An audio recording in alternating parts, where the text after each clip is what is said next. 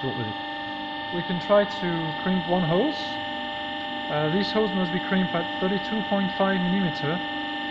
So I have die set number 30 inside the machine that you can load manually or with a quick change tool. You adjust the vernier to 2.5 mm here. So I've got 30 plus 2.5, the machine will stop at 32.5. Reload the hose from the back or from the front. We align here with the one-piece fitting line and we crimp. The machine stops automatically.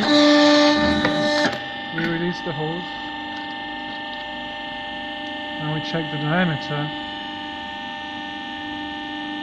and we are perfectly at the crimp diameter we wanted to reach.